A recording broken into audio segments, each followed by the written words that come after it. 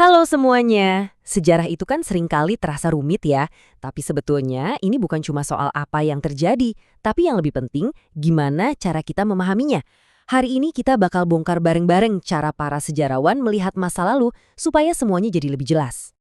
Pernah nggak sih kalian ngerasa kayak gini?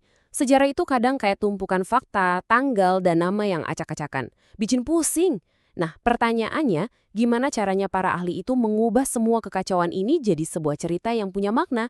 Yuk, kita cari tahu jawabannya. Oke, kita mulai ya. Para sejarawan itu nggak cuma sekedar menghafal loh, mereka tuh punya kacamata atau cara pandang khusus buat menganalisis masa lalu. Dan kita akan intip dua kacamata paling ampuh yang mereka pakai. Kita mulai dari yang pertama, yang paling sering kita lihat. Bayangin aja, sejarah itu kayak sebuah film. Kita nonton ceritanya dari awal, berurutan, sampai akhir di sepanjang sebuah garis waktu. Nah, ini dia cara pandang pertama kita. Dalam istilah kerennya, cara berpikir ini disebut diakronis. Kedengarannya mungkin agak teknis ya, tapi tenang, konsepnya sebenarnya gampang banget dimengerti.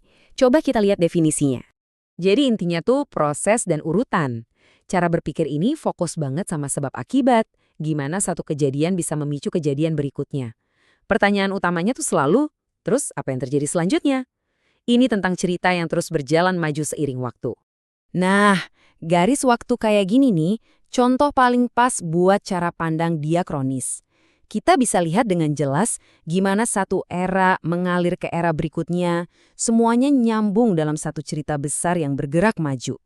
Kayak rangkaian domino gitu, satu jatuh, yang lain ikut jatuh. Ini nih, contoh yang sangat jelas dari cara berpikir diakronis. Tiap langkah adalah akibat dari langkah sebelumnya.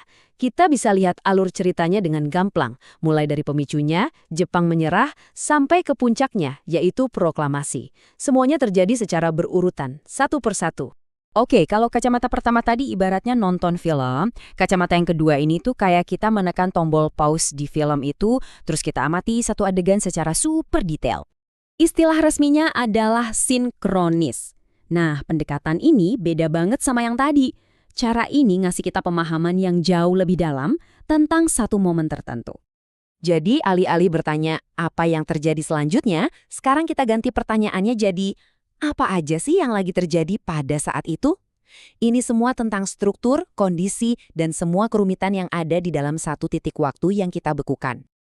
Kelihatan kan bedanya? Di sini kita nggak bergerak maju atau mundur di garis waktu. Justru sebaliknya, kita membekukan satu momen itu dan melihat semua elemen yang saling berhubungan di dalamnya. Ada aspek politik, militer, sosial, semuanya kita lihat dalam satu potret besar untuk memahami betapa kompleksnya situasi saat itu. Oke, kita udah punya dua alat nih. Sekarang biar makin mantap, yuk kita bandingin langsung keduanya, biar kita tahu kapan harus pakai yang mana. Nah, ini dia rangkumannya.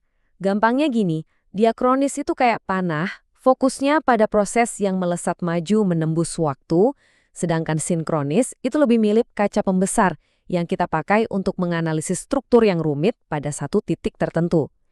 Dua-duanya penting banget kalau kita mau dapat gambaran yang utuh. Sekarang kita sampai di jantung pembahasannya. Di balik dua cara berpikir tadi, sebenarnya ada dua elemen fundamental yang jadi fondasi dari semua peristiwa sejarah. Ini dia fondasinya. Nggak ada satupun peristiwa sejarah yang terjadi di ruang hampa. Selalu ada di mananya dan kapannya. Dua pertanyaan sederhana ini, ruang dan waktu, adalah kunci buat membuka pemahaman sejarah yang sesungguhnya. Coba kita lihat lagi momen yang luar biasa ini, proklamasi kemerdekaan Indonesia. Ini adalah satu momen yang terikat erat pada ruang dan waktu yang sangat-sangat spesifik. Tapi, apa aja sih unsur-unsur yang membangunnya? Jadi, ini dia kuncinya. Sejarah itu pada dasarnya adalah interaksi antara tiga elemen. Manusia sebagai pelakunya, ruang sebagai panggungnya, dan waktu sebagai penandanya. Mau kita lihat secara memanjang atau mendalam, tiga unsur ini pasti selalu ada.